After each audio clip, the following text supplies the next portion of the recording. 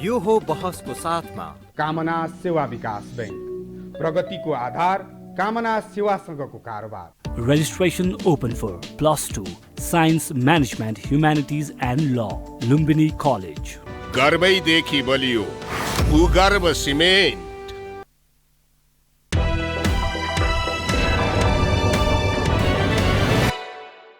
नमस्कार, यो बहसमा म यहाँहरूलाई हार्दिक स्वागत गर्दछु। जीवराम भण्डारी।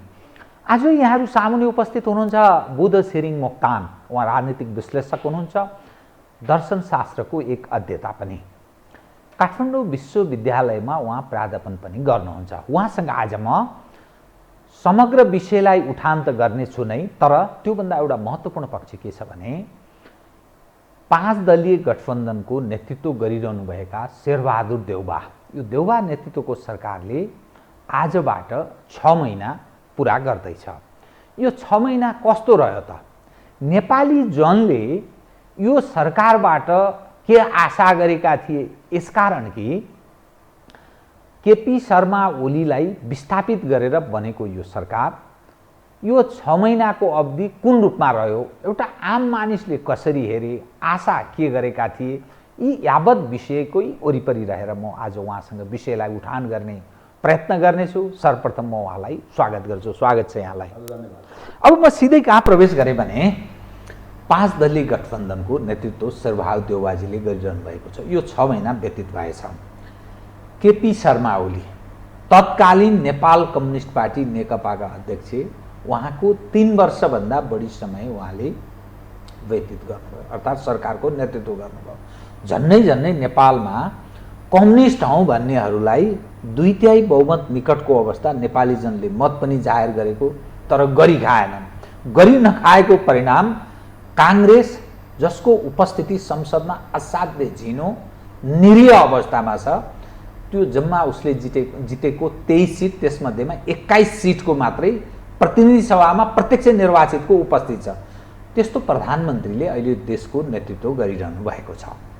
त यो 6 महिना तपाईको नजरमा रोजगारी सिर्जना गर्ने सवालमा, थप एउटा मानिसहरूका आवश्यकतालाई सम्बोधन गर्ने सवालमा, छिमेकी देशहरूसँग सम्बन्ध सुधारको सवालमा, सीमाका सवालमा लगायत आम मानिसका उपभोग्य वस्तुदेखि लिएर जनआकाङ्क्षालाई सम्बोधन गर्ने सवालमा, जनचाहनालाई सम्बोधन गर्ने सवालमा कस्तो देखियो यो 6 महिना अवधि र आशा गर्ने ठाउँहरू के छ बताइदिनुहोस् त। म यहीँबाट सुरु गर्छु। यससँग जोडिएर आउने विषयहरूलाई म क्रमशः उठान गर्दै जान्छु। कृपया। हजुर, धन्यवाद छ। 5 दलीय गठबन्धनको 6 महिनाको कार्यकाललाई एउटा तदर्थ सरकार भन्न सक्छ। यथास्थिति बाहेक तदर्थमा तदर्थ एडहोक एडमिनिस्ट्रेसन, जसले केही पनि गर्न सकेन र सक्दैन थियो। त्यो पहिला नै पक्का नै कुरा हो। केही गर्न सकेन र सक्दैन थियो। किन सक्दैन थियो यसले? यसको पछाडि एउटा ठुलो राजनीतिक कारण छ। मुख्य गरी संविधान जुन जारी भयो नेपालमा, मुख्य क्रक्स अफ द म्याटर, नेपालको गभर्नेन्सको अहिले असक्षमताको क्रक्स, चुरो कुरो चाहिँ संविधान जारी गरेको बेलामा गरेको अथवा कायमै भएको विवाद हो। त्यो फन्डामेन्टल इस्यु नै त्यहाँ हो। पोलिटिकल कन्टेस्टेसनलाई, राजनीतिक प्रतिस्पर्धाहरू र असन्तुष्टिहरू दुईटा हुन्छन्। राजनीतिमा जहिले पनि दुई चिज हुन्छ। जनस्तरमा असन्तुष्टि रहन्छ राजनीतिमा, जहिले पनि डिस्कन्टेन्ट्सहरू रहन्छ। पोलिटिसियनहरू माझमा, एलिटहरूको माझमा, सम्भ्रान्तहरूको माझमा चाहिँ कन्टेस्टिङ जहिले पनि प्रतिस्पर्धा रहन्छ। न यसले डिस्कन्टेन्ट्सहरूको हल गर्न सक्यो यो संविधानले, न कन्टेस्टेसनलाई नै, प्रतिस्पर्धालाई नै एउटा प्रतिस्पर्धा कसरी हुने भन्ने विषयमा विभिन्न शक्तिलाई एकोमोडेट गरेर एउटा सही एउटा प्रतिस्पर्धाको लागि एउटा राम्रो वातावरण नै बनाइदियो। त आन्तरिक सहमतिको वातावरण पनि बन्न सकेन, राष्ट्रिय सहमतिको। आन्तरिकमा जबरजस्ती गर्यो जबरजस्ती गर्यो। जबरजस्ती त गर्यो। यसमा बताइदिनुहोस् त, यो संविधानमै जुन तपाईँले विषय उठान गर्नुभयो, संविधानमा गलत धाराहरू प्रयोग भएको छ या संविधान नै नेपाली भावना अनुकूलको छैन भन्न खोज्नु भएको कि संविधान जारी जुन ढङ्गले गरियो त्यो तौर तरिका नै ठिक थिएन भन्न खोज्नु भयो? संविधान निर्माणमा कन्टेन्टको सवाल पनि मैले सोध्न खोजेको। एक्ज्याक्टली, संविधान निर्माण भनेको कन्टेन्टको विषयमा उहाँहरू इमान्दार हुनु भएन। तत्कालीन पावर एलिट दरबार साइडलाइन बसेको थिए। शान्ति प्रक्रियामा ल्याउने बेलामा, माओवादीलाई शान्ति प्रक्रियामा ल्याउने बेलामा र तत्काल त्यस पश्चात इन्टरनेसनल फोर्सेसहरूको यहाँ चाहिँ बलियो उपस्थिति थियो। बिस्तारै हालिमुहाली उनीहरूकै अन्तर्राष्ट्रिय तागतकै हालिमुहाली जस्तै थियो उनीहरूको, किनभने त्यो एक किसिमको ट्रान्जिसनमा जब नेसनल गभर्मेन्ट कमजोर हुन्छ स्वाभाविक रूपमा त्यो एब्सेन्ट भ्याकुममा चाहिँ कोही न कोही फोर्सेसहरू आएर बस्छ। त्यो संसारभरिकै यो प्रक्रिया नै हो त्यसमा। तर त्यसलाई एउटा नेसनल, हामी मार्क्सवादी शब्द प्रयोग गर्ने भने नेसनल बुर्जुवाहरूले अथवा देशभित्र राष्ट्रिय सम्भ्रान्तहरूले ती सबै कुरोलाई सक्षमताको साथ डिल गरेर लानुपर्ने हुन्छ नि त। त्यो त हाम्रो एफिसियन्सी भित्रको कुरा हो नि त।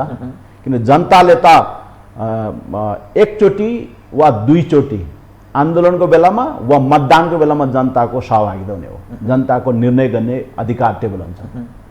त्यसपछि त राज्य शक्तिको, राजकीय शक्तिको प्रयोग गर्ने अधिकार त सम्भ्रान्तहरूको हुन्छ, इलेक्टेड बडिज भनौँ वा पावर एलिटहरूकै हातमा हुन्छ।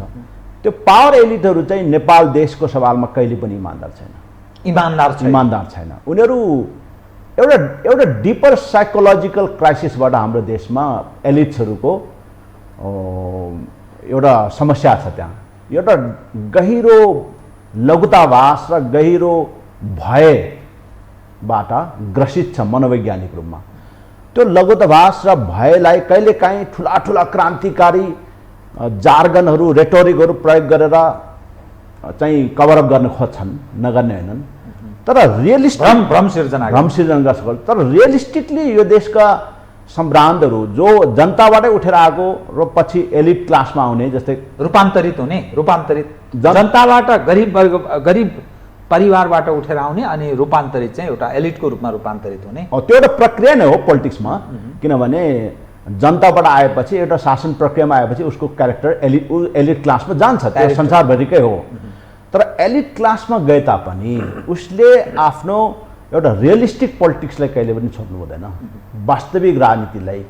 अर्थात् त्यो वर्गलाई छोड्नु हुँदैन, त्यो वर्ग आफ्नो वर्ग भन्दा पनि, किनभने एलिट क्लासमा आएपछि त उसँग त सबै पक्षको आकाङ्क्षा जोडिन आउँछ। स्वाभाविक रूपमा उसले हिजो बोलेको, हिजो प्रतिनिधि गर्ने एउटा जाति वा एउटा वर्ग वा एउटा समूहको मात्रै प्रतिनिधित्व हुँदैनन्। माथि आइसकेपछि सुपर स्ट्रक्चर भन्छन्, त्यहाँ आइसकेपछि।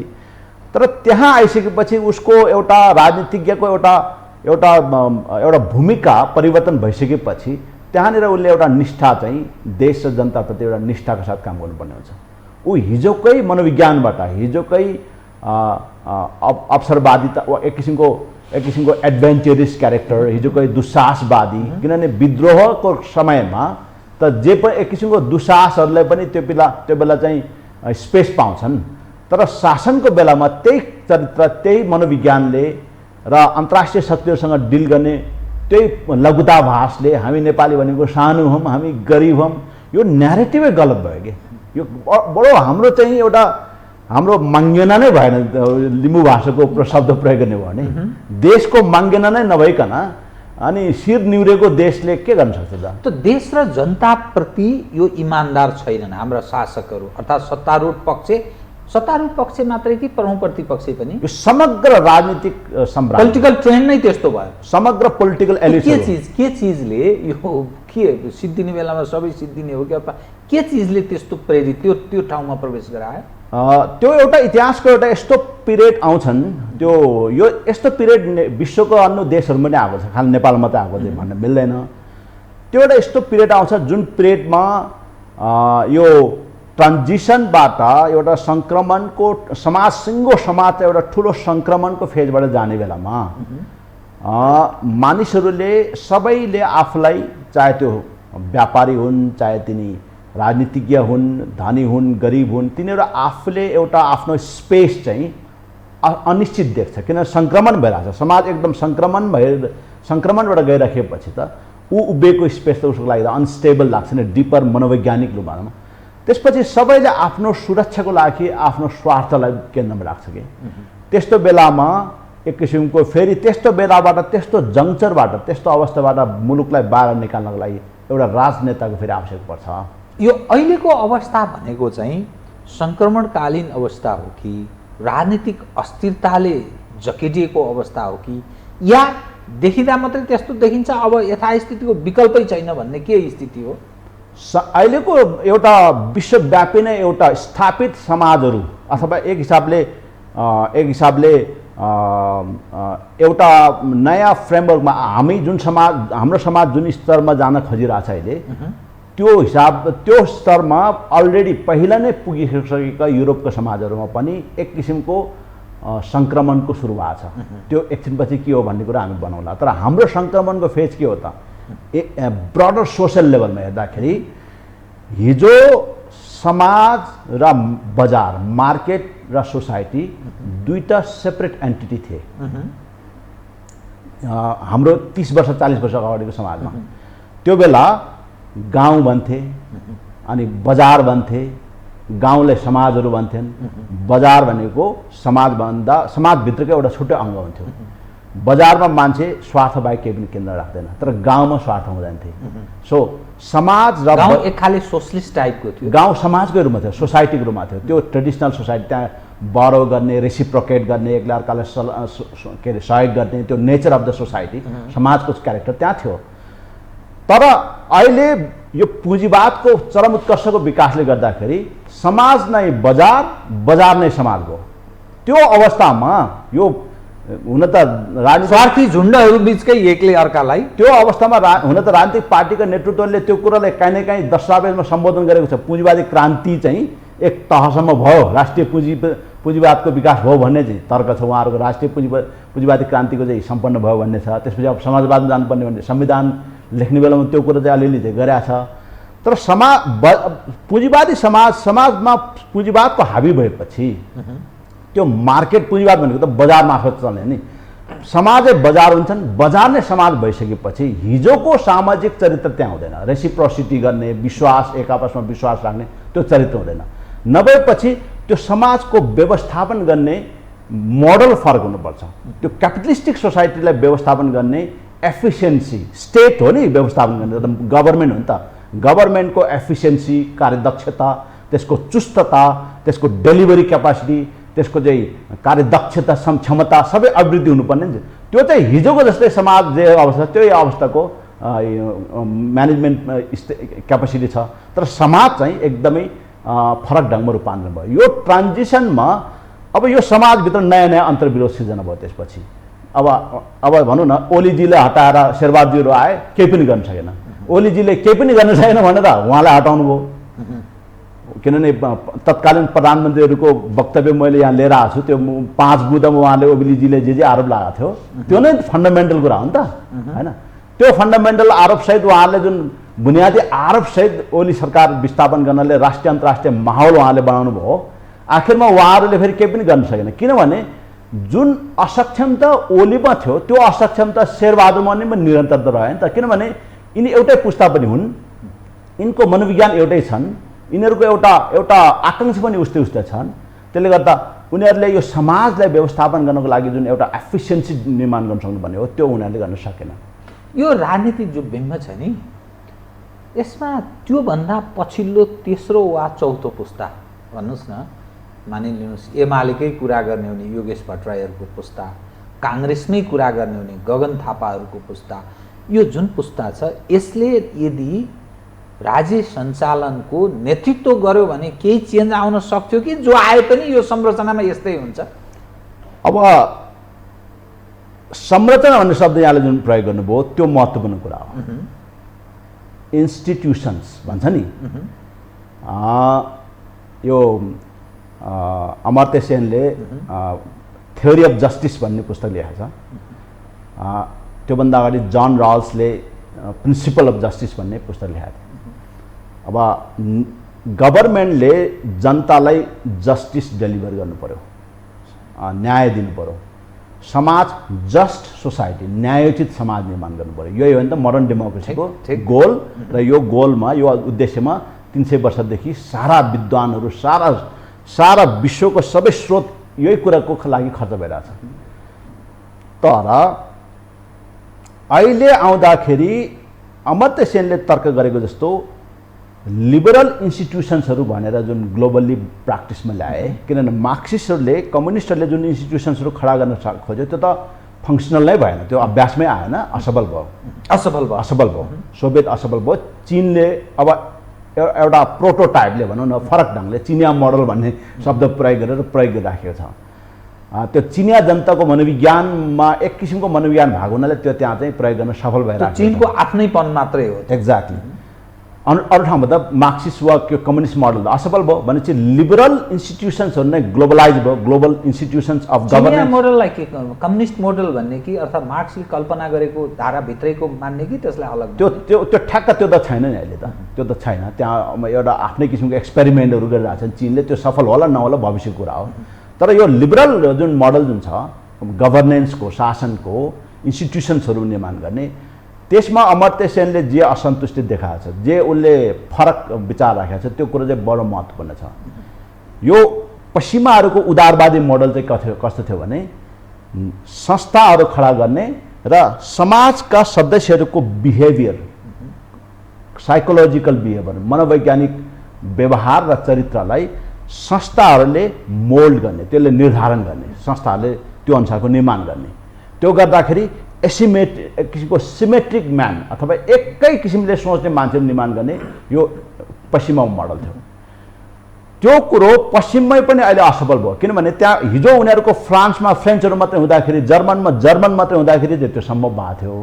तर त्यहाँ इमिग्रेन्ट्सहरू आइसकेपछि, संसारभरिको इमिग्रेन्ट्स आएपछि उनीहरूको इन्स्टिट्युसन र पिपुलको साइकोलोजीको बिचमा, उनीहरूको चाहिँ बिहेभियरको बिचमा कम्प्याटिबिलिटी आएन, त्यो कन्ट्रडिक्सनहरू त्यहाँ देखा परे। त्यही इन्स्टिट्युसन्सहरू जुन युरोपले निर्माण गरेको इन्स्टिट्युसन हामीले 7 सालपछि अनेक प्रयत्नबाट नेपालमा बनाए। न्यायालय, एक्जिक्युटिभ, लेजिस्लेटिभ र हाम्रो मुख्यतः यो तपाईँको के अरे यो जुडिसियल भनेर 3टा इन्स्टिट्युसन्सहरू, कार्यपालिका, व्यवस्थापिका, न्यायपालिकाको प्राइमरी इन्स्टिट्युसन्सहरू। तर यो इन्स्टिट्युसन्सहरूको बिजनेसेसहरू जसरी हुन्छन्, बिजनेसेसहरू जसरी सञ्चालन हुन्छ, उनीहरूको कार्य जसरी सञ्चालन हुन्छ, त्यहाँ प्रयोग हुने भाषा भयो, त्यहाँ प्रयोग हुने विधिहरू भयो, ती सबै कि त हिजो भारतमा वा यो एसियामा तपाईँको यो अरबिकहरूले सञ्चालन गर्दा शासन गर्दाखेरिको त्यो शब्दावलीहरू प्रयोग गरेर जागिर, अब यो नियमापत्ति, यस्ता किसिमको उर्दू ल्याङ्ग्वेजबाट चाहिँ के अरे हाम्रो चाहिँ बिहेभियर सेप गर्नु खोजेको छ हैन। श्रीमान, हजुर, यी सबै अरबिकबाट, अरबिक शासन, यो इस्लामिक सभ्यताबाट हामीले बहर गयो। पछिल्लो कालमा अङ्ग्रेजबाट आए, इङ्ग्लिसबाट आए।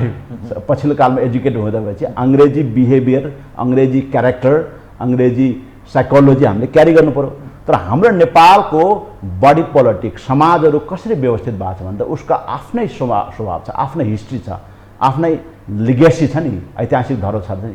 त्यसलाई एकैचोटि ब्रेक गरेर समाजहरू एक किसिमको यो आर्टिफिसियल कृत्रिम रूपमा डेमोक्रेसीले वा स्टेटले, राज्यले निर्माण गर्न खोजेको कृत्रिम समाजमा सम्पूर्ण नागरिकहरू त्यहाँ जान सकेन। त्यसपछि त्यहाँ खालि त्यो कृत्रिम समाजमा जम्मा को छ भनेदेखि टाठाबाठा मान्छेहरू मात्रै छन्। ती टाठाबाठाले जनतालाई खालि जनताबाट ऊ डिस्कनेक्ट हुन्छ। अहिले गगन थापाजी, योगेश थापाजीहरू पनि त्यहाँ पुग्न साथ उहाँहरू के भन्छ नि, हिजो जनतामा रहँदाखेरि उसले जनताको भाषा बोल्छ, त्यहाँ पुग्न साथ ऊ डिस्कनेक्ट हुन्छ। डिस्कनेक्ट भएपछि उसको कम्युनिकेसनै हुँदैन, उसले बोलेको कुरो जनताले बुझ्छ कि बुझ्दैन थाहा छैन। उसले जे बोल्छ, ती नेताहरूले जे बोल्छ, ती नेताहरूले बोल्दाखेरि उसले सञ्चार गर्न खोजेको कुरो जनतालाई हो कि अन्य कसैलाई हो भन्ने कुरो पनि थाहा हुँदैन। अर्थात् यसरी बुझौँ त, जो समाजमा जुन पक्ष राजनीति हावी छ, अर्थात् कार्यपालिका, व्यवस्थापिका, न्यायपालिका, राज्यका प्रमुख 3 अङ्ग र यसका सञ्चालन, यसका विधि जो प्रक्रिया छ, हाम्रो राष्ट्रिय भावना र हाम्रो आफ्नोपन मौलिकपन हुन्छ नि, परम्परा, मूल्य, मान्यता, आदर्शहरू, अनि हाम्रो समाज छ, यो अलि असामाजिक छ र त्यो समाजबाट त्यो अलग भइहाल्छ त्यहाँ प्रवेश गर्दा। त्यो यसरी बुझौँ। त्यो एकदम महत्त्वपूर्ण पोइन्ट ल्याउनुभयो, किनभने वेस्टर्न मोडर्निजम भनेकै मोडर्नाइजेसन भनेकै वेस्टर्नाइजेसन हो नि त। वेस्टर्नाइजेसन प्रारम्भमा कुनै पनि गैर पश्चिमी समाजले आधुनिकीकरणलाई अँगाल्दाखेरि, प्रारम्भ गर्दाखेरि त्यो प्रारम्भमा त्यो आधुनिकीकरण नभएर त्यो पश्चिमीकरण हुन्छ। आफ्नोपन सब छोडिदिने, उसैको अनुयायी हुने, त्यो अनिवार्य हुन्छ, किनभने आधुनिकीकरणको प्रवर्तक र जन्मदाता पश्चिमाहरू हो। The concept of modern. अनि उसले त्यहाँ द्वैत अवस्था सिर्जना गर्यो, हामी मोडर्न र हामी सिभिलाइज्ड, बाँकी कन्जर्भेटिभ या बाँकी पुरातन र अनसिभिलाइज, असभ्य। उसको इम्पेरियल प्रोजेक्ट भनेको त संसारलाई सिभिलाइजिङ मिसन भन्थ्यो नि त। र सिभिलाइज कसले हुन्थ्यो? जुन दिन चर्चमा गयो र बाइबल बोक्यो सिभिलाइज मानिन्थे।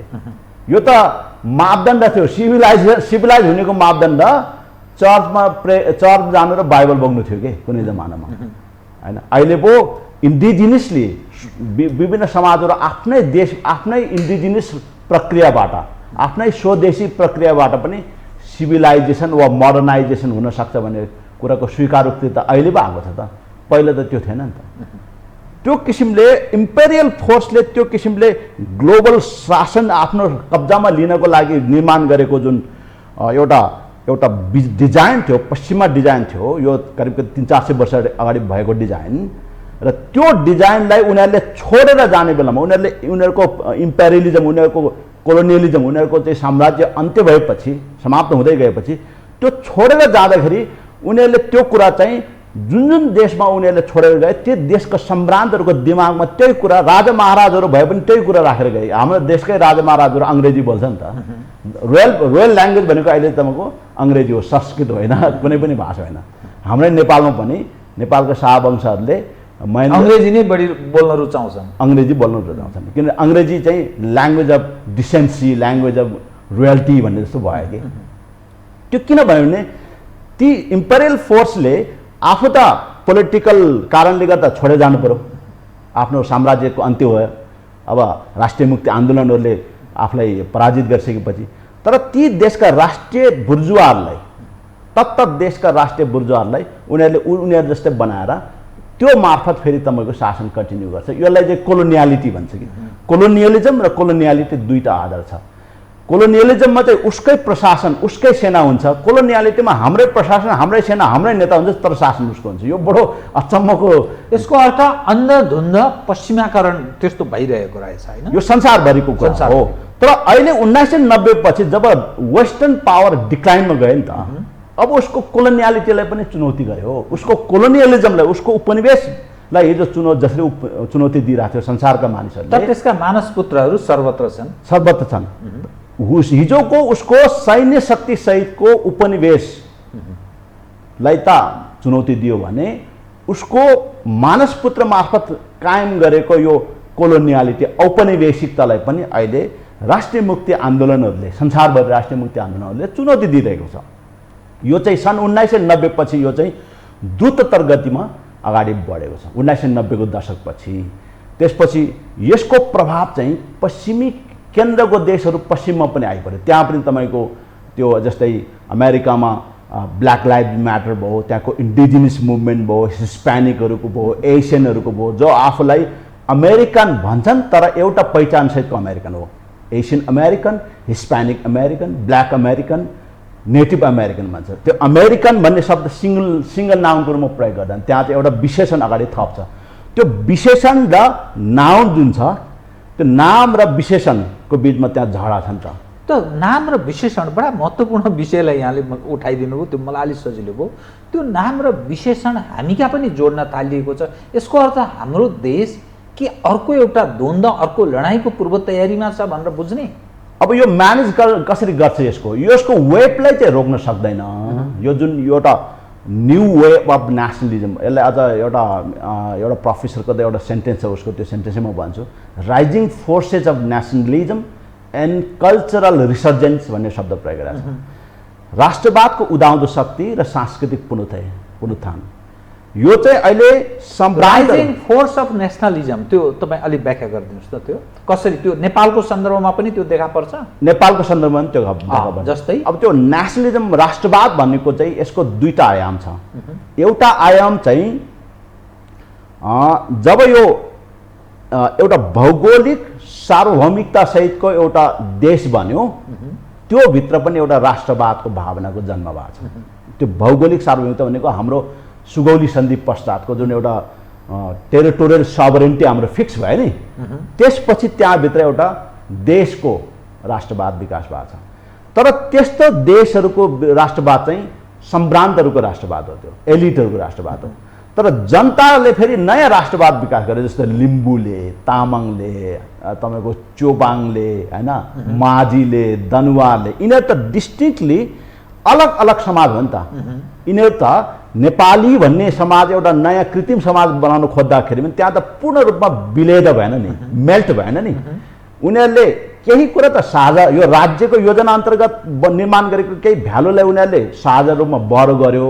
त्यो गर्दाखेरि पनि जनता यति स्मार्ट हुन्छ कि उसलाई लाभ छ भने मात्रै बढो गर्छ, लाभ छैन भने तुरुन्तै अस्वीकार गर्छ। यो जनता पनि बडो नै एकदमै सचेत हुन्छ कि। अनि अब जस्तै त्यो नेपालीत्वको जुन एउटा साझा संस्कृति विकास गर्न खोज्यो राज्यले, राज्यको योजनाबाट त्यसलाई पनि बढो गर्छ यी डिस्टिङ्क्ट फरक फरक जनताले। तर आफ्नो कुरा पनि फेरि त्यहाँ चाहिँ इन्फ्लुएन्स गर्न खोज्छ, होइन। राज्यले पनि कैयन कुरामा यो एसिमुलेट गर्नको लागि त्यो उनीहरूको एलिमेन्टलाई पनि आफूले निर्माण गरेको यो नेसनल कल्चर, राष्ट्रिय संस्कृतिमा चाहिँ देखाउन खोज्छ। यो साटफेयर एक्सचेन्ज चाहिँ त्यहाँ चलिरहेको हुन्छ। तर 90 पछि के भयो, यो बडो यो संसारमा अहिले बडो महत्त्वपूर्ण साथ बुझ्नुपर्ने कुरा चाहिँ के भने, अर्थात् विक्रम सम्वत 2046 पछि, 46 पछि सन् 1990 पछि चाहिँ एकजना प्रोफेसर हुनुहुन्छ स्कटल्यान्डको, जो स्कटल्यान्ड जो जहिले पनि स्वतन्त्रको लागि त्यहाँ चाहिँ जनमत गराइरहन्छ स्कटल्यान्डले।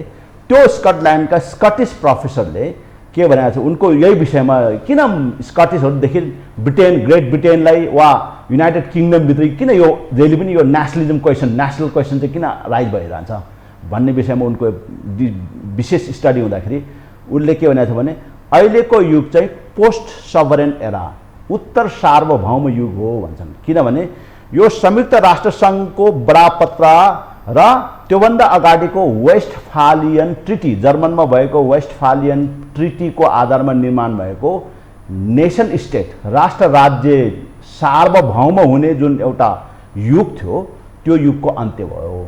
सार्वभौमिकता, जनतामा निहित सम्प्रभुताको प्रयोग एउटा राज्य वा सरकारले एक्जिक्युट गर्ने, प्रयोग गर्ने, लागू गर्ने युगको अन्त्य भयो। किनभने त्यो देशभित्र, त्यो राष्ट्र राज्यभित्र जनता चाहिँ अब सिङ्गुलर भएन, एकल जनता रहेन, त्यो बहुल जनता भयो। प्लुरल डिमो भनेर बहुल जनता भयो। त्यो जनता बहुल भन्नु मतलब के हो, नेपालको उदाहरण लिएर हेर्ने हो भने नेपाल भन्ने देशमा अब जनता अनुसार त्यहाँ तामाङ, मगर, लिम्बू 126, 27, 28 जातिहरू त्यहाँ छन्। आफ्ना भाषिक सांस्कृतिक आधारमा विविधता छ। त्यो विविधताले अहिले के भन्यो भने अर्को एउटा नयाँ कन्ट्र्याक्ट राज्यमा खोजिरहेछ, एउटा नयाँ सम्झौता, नयाँ करारमा नेपालीहरूको बिचमा नयाँ करारको माग भइरहेछ। त्यो नयाँ करारको रूपमा यो संविधान सभाले नयाँ करार निर्माण गर्छ भनेर माओवादीले जनतालाई उचाल्नुसम्म उचालेको थियो, प्रभोग गरेको थियो। कुन माओवादीले? कम्युनिस्टले, पुरानो माओवादी, हिजोको प्रचण्डवाला माओवादी मात्रै होइन कि नेपालका सबै कम्युनिस्ट शक्तिहरूले त्यो आफ्नो शक्ति गेन गर्नको लागि त्यो गरिरहेको थियो। तर उनीहरूले त्यो करार नदिन सके। उनीहरूले भनेको जस्तो जनगणतन्त्र त सम्भव थिएन, त्यो उनीहरूले पनि खालि भन्नको लागि भनेका थिए। तर कम्तीमा यस्तो नयाँ करारमा चाहिँ लानुपर्छ समाजलाई भन्नेमा चाहिँ उनीहरूको प्रारम्भिक एउटा आइडिया थियो।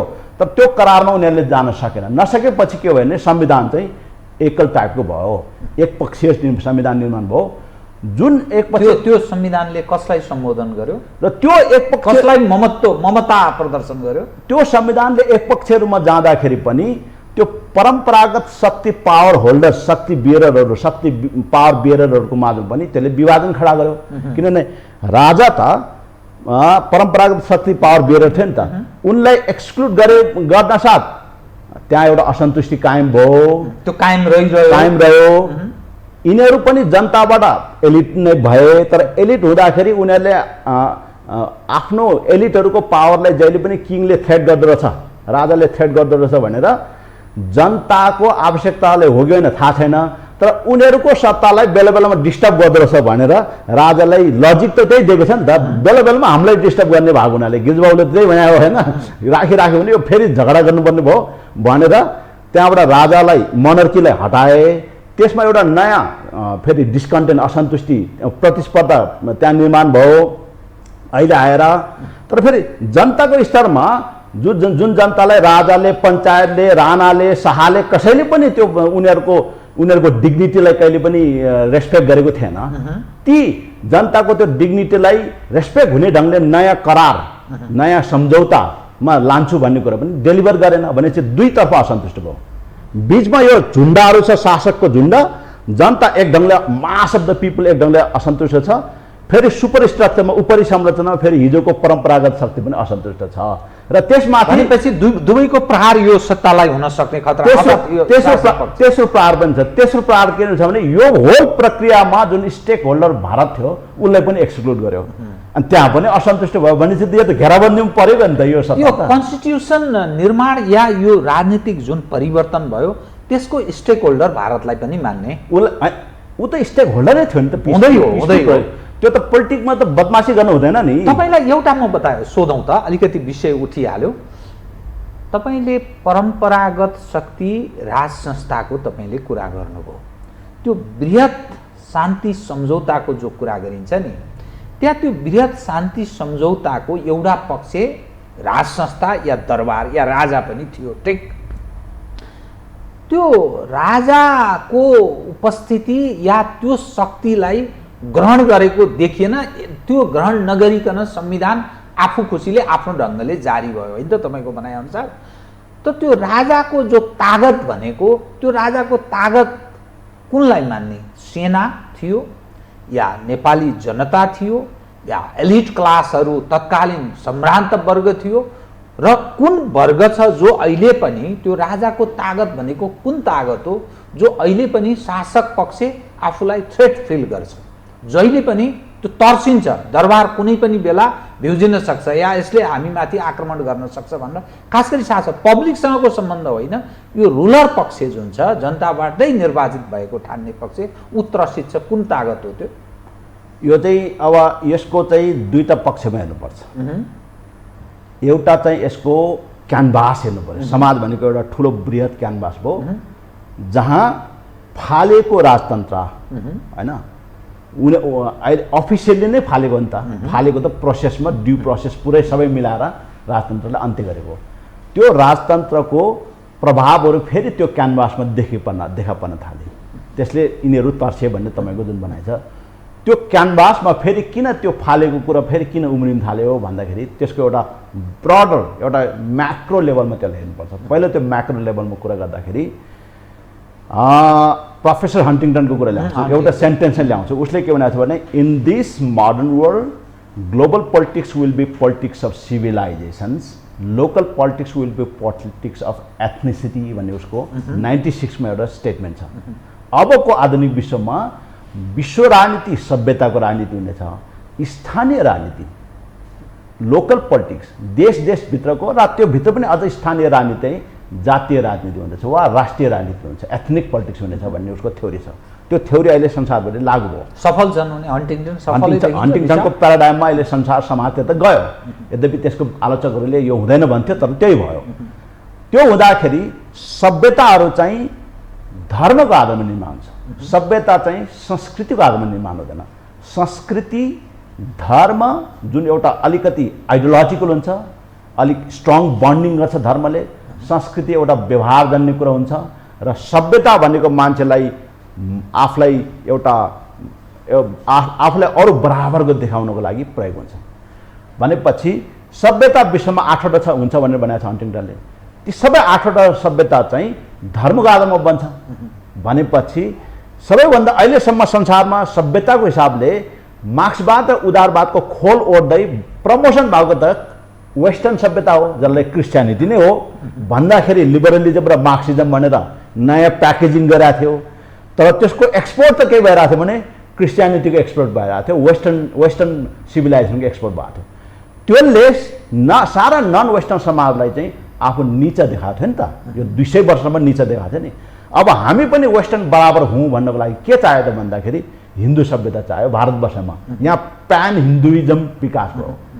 यहाँ मात्रै होइन, हिन्दुइजमको अहिले दाबी, हिन्दुत्वको दाबी गर्ने बाली र इन्डोनेसियामा दाबी हुन थाल्यो। किनभने हामी कुनै जमानामा हिन्दू थियो भन्न थाल्यो। किनभने त्यो वेस्टर्न ह्युमिलेसनबाट माथि ल्याउनको लागि त अर्को पावरफुल सभ्यता चाहियो नि त। राम चाहियो, कृष्ण चाहियो, बुद्ध चाहियो, यस्ता फिगरहरू चाहियो नि। त्यसले आफूलाई आफू अरू बराबर हामी पनि हो भनेर उसको चाहिँ उसलाई बराबरको एउटा हैसियत दिन्छ नि। त्यो सभ्यता प्यान हिन्दुत्वभित्र बृहत हिन्दुत्व जुन भारतवर्ष लगायत त्योभन्दा पर पनि अहिले जुन यसको चाहिँ रिसर्जेन्स, त्यसको पुनरुत्थान भइरहेछ, पुनोदय भइरहेछ, त्यो कुराले स्वाभाविक रूपमा नेपालको यो अहिलेको जुन संविधान जेको आधारमा बनाएको थियो त्यो त त्यही तपाईँको क्रिप्टो मोडर्निजम, भ्रष्ट आधुनिकताको नाममा भएको थियो, जहाँ बढी यो हिपोक्रेटिक ढोङ्गी कम्युनिस्ट र ढोङ्गी पुँजीवादी बनेका, उदारवादी बनेका काङ्ग्रेस र कम्युनिस्टको ढोङको एउटा रचना थियो त्यो संविधान त। अनि त्यहाँ एउटा नयाँ सभ्यताको वेब आयो हिन्दुत्वको, प्यान हिन्दुत्वको। त्यो प्यान हिन्दुत्वले अन्य संस्कृतिहरू जसले आफूलाई राष्ट्रियताको दाबी गरेको छ, तामाङको संस्कृति, कहिलेकाहीँ त उनीहरूले सभ्यता पनि भन्ने दाबी गर्छन् होइन, र समानान्तर बुद्धिस्ट सभ्यता, बौद्ध सभ्यतासँग कसरी डिल गर्छ त्यो प्यान हिन्दुत्वले उसको चुनौतीको विषय भयो। र त्यहाँभित्रको सब नेसनलिटिजहरू, जसलाई हन्टिङटनकै भाषामा भन्ने लोकल एथनिक पावरहरूलाई कसरी डिल गर्छ त्यो प्यान हिन्दू सभ्यताको डिजाइनरहरूको समस्या भयो। तर समाज त यता गयो नि, समाजको बिहेभियर त यता गयो नि। जाँदाखेरि त यो ढोङको त ढोङ त अब समाप्त हुने भयो। कम्युनिस्टको ढोङ पनि, यो काङ्ग्रेसको ढोङ पनि, यो हिपोक्रेसी त समाप्त हुने भयो। त्यो हिपोक्रेसी समाप्त हुँदै जाँदाखेरि स्वाभाविक रूपमा त्यो प्यान हिन्दुत्वको एउटा सेन्ट्रल फोर्स भनेको मोनर्की हो, राजतन्त्र हो। किन धर्मको त केन्द्रमा जहिले पनि राजतन्त्र हुन्छ। त्यही भएर अमेरिकामा पनि अहिले त्यहाँको प्रेसिडेन्ट भन्दा पनि बेलायतको महारानी चाहिँ बढी अनर हुन्छ नि, सम्मानित हुन्छ नि। त्यो साइकोलोजिकल लेभलमा, पोलिटिकल अथोरिटीमा त त्यो हुँदैन, तर समाजको मनोविज्ञानमा त त्यो हुन्छ नि। बेलायतको कुनै पनि राजवंश अमेरिकामा गयो भने कत्रो स्वागत गर्छ, किन उनीहरूलाई त्यो लिगेसी, उनको मेमोरी त पुरै मेटेको छैन त, राजवंशको द्वारा शासित हुने मेमोरी। किनभने त्यो धर्मले सभ्यता र सभ्यता चाहिँ धर्मको आधारमा हुन्छ, धर्मको केन्द्रमा राजा हुन्छ। त्यो त एउटा स्ट्रक्चर हो नि। त्यो 2000 वर्षदेखि प्र्याक्टिस गरेको मान्छेको यो मेमोरीमा त्यो कुरा त सजिलै मेटिँदैन नि। त्यो कुरा चाहिँ अहिले एक ढङ्गले फेरि मान्छेको मेमोरीमा चाहिँ सल्बलाउन थाल्यो। सल्बलाउन थाल्दाखेरि अब त्यसलाई प्रभावी शक्तिको रूपमा, त्यसलाई नै अबको पावरको रूपमा, अबको पावर प्याराडाइमको रूपमा, सोसल म्यानेजमेन्टको, समाज व्यवस्थापनको एउटा न्यू प्याराडाइमको रूपमा ल्याउन चाहनेहरू पनि कमजोर छ नेपालमा। उनीहरू कमजोर मात्रै छैन, उनीहरूसँग वास्तवमा यो विषयको ज्ञान पनि एकदम कमजोर छ, थोरै कमजोर छ। कमल थापाको विवाद हेर्नुहोस् न, त्यस्तो विवाद देखाइरहनु पर्ने थियो र? त्यत्रो महान गरिदिने मान्छेले यति कुरो बुझ्नु पर्दैन। यदि ऊ राजाकै पक्षमा, हिन्दुत्वकै पक्षमा भने त उसकै कारणले वा तपाईँको राजेन्द्र लिङ्गदेनले फेरि कमल थापालाई जुन ढङ्गले ट्रिट गरिरहेको छ अहिले एज अ अध्यक्ष, त्यो पनि त कुनै आफूको कुरो माराकाटको कुरो, उनीहरूको स्तर पनि धेरै लो स्तरमा छ, एकदम लो स्तरमा छ। अब अहिले शासनमा बुझाइको तह पनि कमजोर छ। किन उनीहरूको विजडम भन्छ नि, उनीहरूसँग प्रज्ञा, त्यो उनीहरूसँग यो ज्ञान सत्तामा, प्राज्ञिक ज्ञान, त्यो तहको उनीहरूसँग गहिरो ज्ञान सत्ता छैन। उनीहरू पनि एउटा राजतन्त्रलाई पनि आफ्नो बजार, जस्तै राजेश हमाललाई वा कुनै सुपरस्टारलाई देखाएर आफ्नो वस्तु प्रमोसन गर्छ नि मार्केटमा कम्पनीजहरूले, राजतन्त्रलाई प्रमोट गरेर आफ्नो गिर्दो राजनीतिक छवि प्रमोसन गर्न खोजेपछि त त्यसको त मिसन त फुलफिल नहुने भयो नि त। त्यति बजारवादद्वारा उनीहरू चाहिँ ग्रसित छ। उनीहरूको एउटा जस्तै आरएसएस, भारतमा आरएसएसले जस्तो एउटा तपाईँको सस्टेन एन्ड डेडिकेटेड मिसन चलाएन नि त नेपालको हिन्दूवादीहरू र राजवादीहरूले। नेपालको हिन्दूवादी र राजवादी त वास्तवमा भन्यो भने त काङ्ग्रेस र कम्युनिस्ट भन्दा पनि भ्रष्ट छन् के। आचरणमा पनि न हिन्दू बोक्छन् उनीहरू। म त हिन्दू धर्मको अध्ययन गर्ने विद्यार्थी भएको हुनाले न हिन्दुत्वको आचरण धारण गर्छ, न अनि कुरा चाहिँ हिन्दुत्वको गर्छ, राजाको कुरा गर्छ। किनभने त्यो त्यो किसिमको बजारमा आफ्नो उपस्थिति जराउन लागि यो बजारवाद हो के हो, मार्केट कमोडिफिकेसन, राजालाई कमोडी वस्तु बनाएर बेच्ने अनि आफ्नो दुनु सुझाउने, यो त भएन नि त। कि त यदि राजवादी हिन्दूवादी हो भने त एउटा डेडिकेटेड मिसनमा लाग्नु पऱ्यो, साधना गर्नु पऱ्यो, शास्त्र पढ्नु पऱ्यो, त्यसको त मोरलै फरक विकास गर्नु पऱ्यो नि। अब दिनभरि भ्रष्टाचारी र व्यभिचारी सबै गर्ने, फेरि हिन्दुत्व भनेको त एउटा आदर्श जीवन हो नि त। हिन्दुत्व भनेको बदमासी हो, भ्रष्टाचार टन्नै गर्ने अनि जेल हालेपछि हिन्दू हुने, यो पनि हुन्छ। त्यो एकजना कुन चाहिँ जेल हाल्नेले भागवत गीता बोकेर जेलबाट निस्केको थियो नि त, त्यो त तपाईँको डोनाल्ड ट्रम्पले बाइबल बोके जस्तो भयो नि। डोनाल्ड ट्रम्प असली क्रिस्चियन हो त, हुँदै होइन नि। उता सारा अमेरिकामा भ्रष्टाचार गरेरदेखि त तपाईँको घोटाला गरेर पैसा कमाउने मान्छे हो नि त, तर पछि ऊ बाइबल बोकेर क्रिस्चियन बन्न खोजे। यस्तो ढोङले सभ्यता बच्दैन नि। अब यो सभ्यता बचाउनको लागि त एउटा डेडिकेटेड साधकहरू चाहिन्छ, किन यो सभ्यताहरू त महान सभ्यता हो नि त। यो त साधारण मस्तिष्कले बनाएको कुरा होइन कि। बहुत राम्रो, तपाईँले यति राम्रो सन्देश प्रवाह गर्ने प्रयत्न गरिरहनु भएको छ। खास गरी नयाँ पुस्ताले यो तपाईँ मनन गरून्, तपाईँका बाणीहरूलाई, तपाईँका विचारलाई भन्ने म चाहिरहेको छु। अब बताइदिनुहोस् त, यो देउबा नेतृत्वको फेरि सानो कुरामा आए, हामी बडा ठुलो एउटा राष्ट्रिय महत्त्वको, अन्तर्राष्ट्रिय हिसाबले बडा महत्त्व लाग्ने अर्थपूर्ण हामी कुरा गर्दैथ्यौँ, तर अब सन्दर्भ नेपालको सन्दर्भसँगै मैले अलिकति जोड्न चाहेँ। सवाल के रह्यो भने देउबा नेतृत्वको सरकारले 6 महिना पुरा गर्यो। आन्तरिक राष्ट्रिय राजनीतिमा रोजगारी सिर्जना गर्ने सवालमा, सत्तापक्ष र प्रमुख प्रतिपक्ष बीचको सम्बन्धको सवालमा, आम जनका चाहना र विदेशी थिचोमिचो हस्तक्षेप रोक्ने सवालमा, सीमाका सवालदेखि लिएर नेपालको आन्तरिक राजनीति अवस्था उप नेपाली जनले हेर्ने धारणालाई परिवर्तन बनाउने सवालमा त्यो विगत र वर्तमानलाई तुलना गर्दा यो सरकारको 6 महिना कस्तो बित्यो? यो सरकारको 6 महिना आफ्नो सरकारको हैसियत प्रमाणित गर्नलाई नै बित्यो। आफ्नो सरकारको हैसियत प्रमाणित गर्नलाई नै बित्यो। अझ यसको एक किसिमको लिगल लेजिटिमेसी त छ, लिगल लेजिटिमेसी पनि च्यालेन्ज छ नि, किन परमादेश भनेर बनाएको छ नि, परमादेशी सरकार। अनि लिगल लेजिटिमेसन पनि यो संसदबाट बनेको छैन भन्ने एउटा अपोजिसन भोइस त छ। तर जे भए पनि उनीहरूले सर्वोच्च अदालतको परमादेशबाट जारी गरेको हुनाले, बनेको हुनाले एउटा लिगल लेजिस्लेटिभ के अरे वैधताको कुरा त्यहाँ आयो। तर यसको पोलिटिकल लेजिटिमेसी, राजनीतिक वैधता अहिले पनि स्थापित भएन। राजनीतिक रूपमा यो सरकारै होइन, वैध नै छैन। किन यो आफैले खनेको खाल्डोमा फसेको सरकार हो कि? त्यसको म खाल्डोको बारेमा यहाँसँग सानो सेयर गर्ने कृपया अनुमति माग्छु। 5 जना प्रधानमन्त्रीले एउटा विज्ञप्ति जारी गरेका थियो अन्तिममा, जब त्यो सत्ता सङ्घर्षको अन्तिम चरणमा पुगेपछि। के भन्नुहोस्? त्यो विज्ञप्तिको 5वटा पोइन्ट छ। त्यसमध्येमा लास्ट दुईटा पोइन्ट बडो महत्त्वपूर्ण कुरा हो।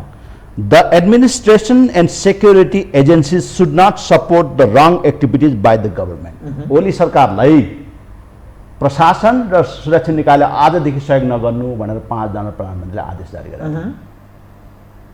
शक्ति सङ्घर्षको चरम उत्कर्ष हो नि त्यो। हाम्रो देशमा जनता पनि शान्तिवादी छ, नेताहरू पनि सबै गर्छ, तर फेरि मिल्छ। यो भएर हाम्रो चरित्र चाहिँ बडो रमाइलो छ, त्यो भएर मात्रै हो। विदेशमा अरू कुनै देशमा यो स्तरको शक्ति सङ्घर्ष गरेको भए त्यहाँ त तपाईँको त्यो एसासिनेसन भनौँ न, व्यक्ति हत्यासम्म उत्रिन्छ होइन। अफ्रिकातिर अस्ति हेर्नुहोस् त। तर यहाँ त केही पनि छैन। यो देश त बडो अचम्मको छ नि, बडो रमाइलो देश हो नि त हाम्रो, बडो प्यारो देश हो कि, जनता पनि अति प्यारो हो। अन्तिम शब्द, we Nepalis should solely decide on internal affairs. We appeal all to be cautious about covert and overt interference or engagement of external forces and power centers affecting Nepal's internal politics. यो चाहिँ तत्कालीन अवस्थामा ओलीले जे कुरा आफ्नो सत्तालाई निरन्तरता दिनको लागि उनले जसरी त्यसको सुरक्षाको ब्याकअपहरू लिएको थियो, त्यो सुरक्षाको ब्याकअपहरूलाई पन्छाउनको लागि र ओलीलाई अन्तिम धक्का, परमादेशको अन्तिम धक्काबाट ढाल्नुभन्दा अगाडि तयार गरेको यो डिजाइन थियो। अनि यो लास्ट सेन्टेन्सको सिधा डाइरेक्ट कुरा थियो भने, त्योभन्दा अगाडि सिधा डाइरेक्ट आक्रमण कसलाई थियो भनेदेखि तपाईँको भनाइ कसलाई थियो भने त्यो कोभर्ट एन्ड ओभर्ट इन्टरफेरेन्स गरेर राखेको भनेर कसलाई प्रोजेक्टेड गरेको थियो लक्षित त्यसलाई कसलाई लक्षित गरेको थियो भने भारतलाई। अनि त्यसपछि रका प्रमुख नेपाल आएका थिए, त्यसबेला भेटेको, त्यसपछि हाम्रो सिन थाहा छ। त्यसपछि यो सरकार त्यही भारतको अगाडि मलाई पनि सरकार मान्दैन भनेर याचना गर्ने भए केही गरेछ? ल भन्नुहोस् त, तपाईँ त्यही हुन्छ। म पनि गभर्मेन्ट हो, पटक प्रयत्न गरेको देखिन्छ शेरबहादुर देउबा र उनको नेतृत्वको। म पनि गभर्मेन्ट हो भनेर मान्दैन हौ भनिरहेछ। त्यो यति निरीह छ। भारतले मानेको छैन। यही हो नि त समस्या। अब त कुरा नचलाइकन बोलौँ न त, किन यो सोकल डिप्लोमेसीको वा तपाईँको घुमाउरो पाराले किन भन्ने? र मलाई लाग्दैन यो सरकारलाई त्यो लेजिटिमेसी प्राप्त हुन्छ।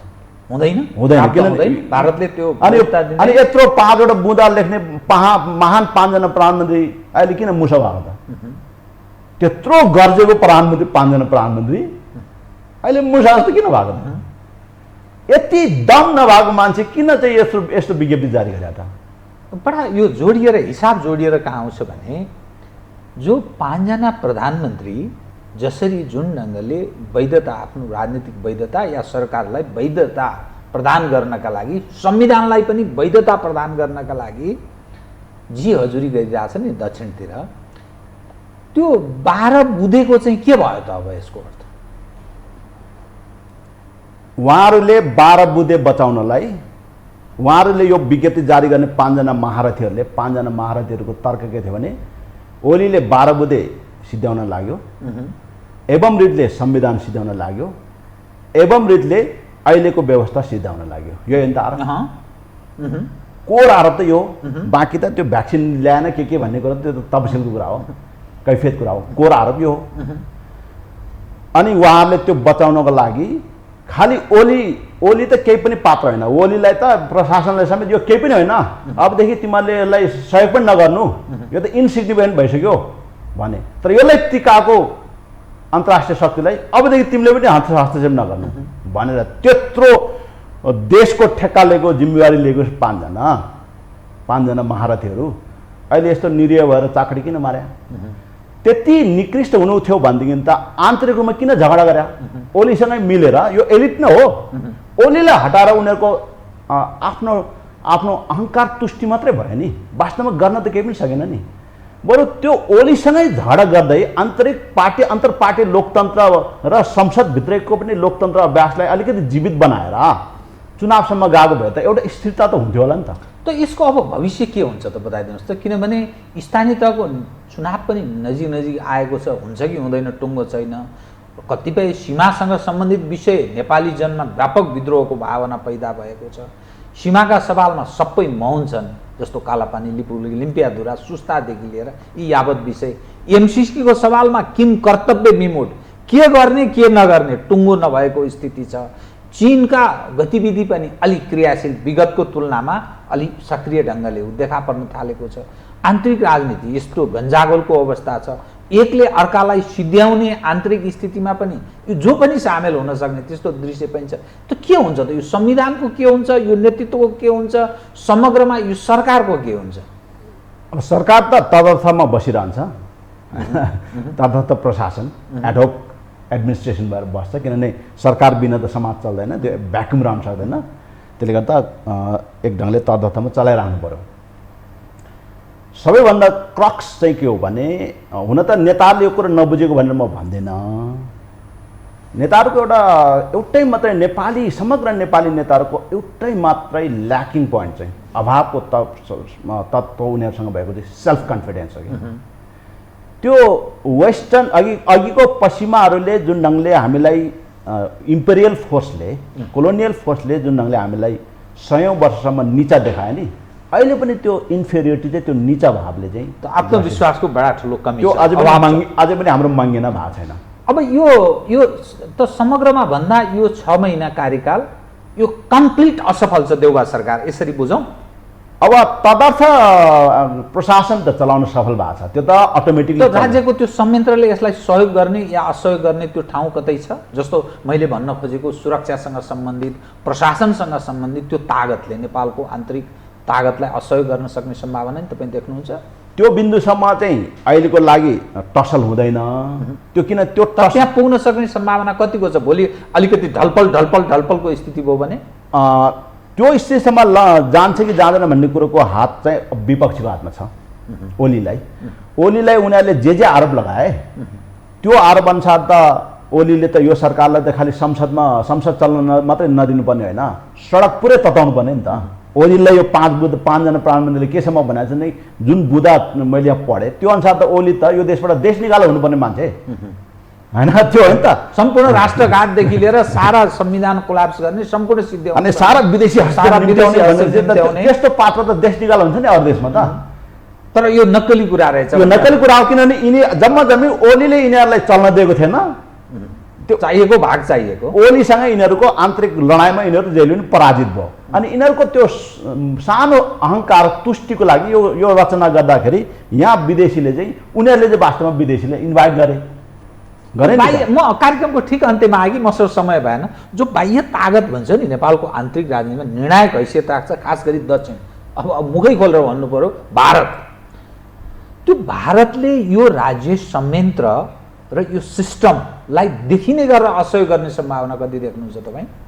त्यो त उहाँहरूलाई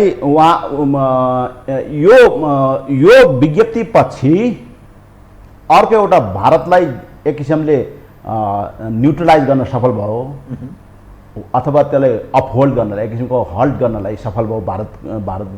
त्यसपछि त्यहाँ एब्सेन्टमा इन्टर भयो तपाईँको चाइना त एक किसिमले पराजित भइसकेको थियो, इन्टर भयो, वेस्टर्न पावर इन्ट्री भयो। त्यो वेस्टर्न पावरको इन्ट्री पछि शेरबहादुर देव अचानक रूपमा प्राइम मिनिस्टर भए र वेस्टर्न पावरको इन्ट्रीको एउटै मात्रै कारण थियो एमसिसी प्लस धर्मनिरपेक्षलाई कायमै राख्ने। यो त प्रश्न छ नि त। एमसिसी पास गराउने, एमसिसी को अनुदान सहयोग लिने, धर्मनिरपेक्षतालाई अझ स्ट्रङ बनाउने, यो संविधानको जुन धर्मनिरपेक्षता भन्ने जुन शब्द छ त्यसलाई अझ सबल बनाउने र त्यसलाई सफल छ त देउबा सरकार छैन। अब अझ पश्चिमाहरूको साँच्चैकै भन्दा नि एमसिसी पनि उनीहरूको इन्ट्रेस्ट होइन, उनीहरूको त धर्मनिरपेक्षता बाइबल बेच्नु पाउनु पऱ्यो नि त। सिधा भाषामा भन्दाखेरि बाइबल बेच्ने वा प्रचार गर्ने अवसर चाहिँ उनीहरूले सहजमा रहनु पऱ्यो होइन।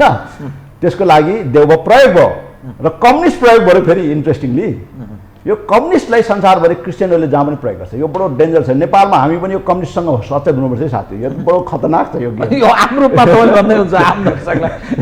यो कम्युनिस्ट क्रिस्चियनको तपाईँको एलायन्स जुन ग्लोबल एलायन्स छ नि, यो खतरनाक एलायन्स हो। यो कुनै पनि देशका डिग्निटीको लागि खतरनाक एलायन्स हो यो संसारभरि। तपाईसँग अब म कुरा गर्न अरू चाहन्थेँ, यति इन्ट्रेस्टिङ हामी विषयमा प्रवेश गर्दै थियौँ। समय बडा बलवान हुन्छ, महत्त्वपूर्ण हुन्छ। यतिसम्म मात्रै मैले यहाँलाई समय दिन सकेँ। कार्यक्रममा आइदिनु धन्यवाद। धन्यवाद छ यहाँलाई। आदरणीय दर्शकवृन्द, उहाँ हुनुहुन्थ्यो बुद्ध श्रीङ मोक्तान, राजनीतिक विश्लेषक। समसामयिक विषयलाई केन्द्रमा राखेर देउबा नेतृत्वको 6 महिनाको सरकार कस्तो रह्यो, सफल वा असफल, एक कैसीमा राखेर गरिएको कुराकानी। म सहित मेरो सम्पूर्ण युनिटलाई कार्यक्रमबाट बिदा दिनुहोस्, तर यो हो टेलिभिजन हेर्दै रहनुहोला। नमस्कार।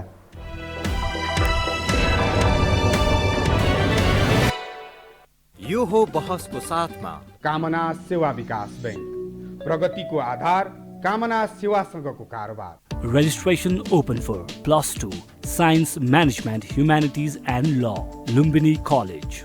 गर्वैदेखि बलियो भूगर्भ सिमेन्ट